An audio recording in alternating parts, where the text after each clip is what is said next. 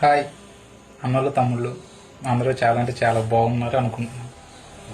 చాలా రోజులు అవుతుంది ఒక వీడియో పెట్టి. సరే, అందరూ వర్కౌట్లు చేస్తున్నారు అనుకుంటున్నాను.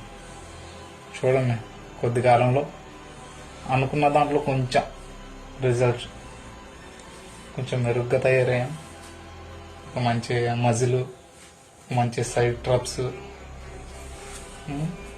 పైగా ఇంటర్ సీజన్ కదా, అందరూ కొద్దిగా పొద్దున్నే లేచి వర్కౌట్గా చేయడానికి ప్రయత్నించండి. ఆరోగ్యంగా ఉంటారు. మనం ఆరోగ్యంగా లేకపోతే ఏం చేయాలని చెప్పండి.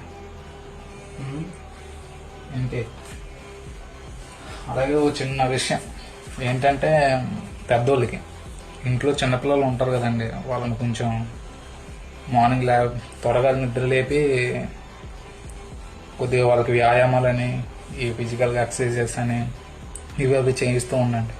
ఎందుకంటే ఆరోగ్యంగా ఉంటారు. పదే పదే మీకు హాస్పిటల్కి డబ్బులు ఖర్చు పెట్టే అవసరం ఉండదు. సో పిల్లలతో పాటు మీరు కూడా చేస్తే ఆరోగ్యంగా ఉంటారు.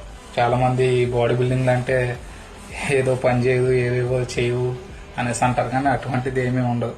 అది ఎవరికంటే పెద్ద పెద్దగా కాంపిటీషన్లు పార్టిసిపేట్ చేసి స్టెరాయిడ్స్ అని, అలాగే ఇతర ఎన్నెన్నో కొన్ని తీసుకుంటారు వాళ్ళు.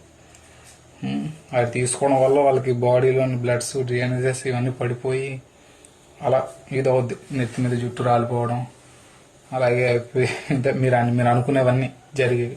ఇలా నార్మల్గా న్యాచురల్గా ఇలాగా ఎక్సర్సైజెస్, రన్నింగ్లు, బాడీ బిల్డింగ్ చేసే వాళ్ళకి అటువంటి ఏమి ఉండవండి. ఇంకా హెల్తీగా ఉంటారు.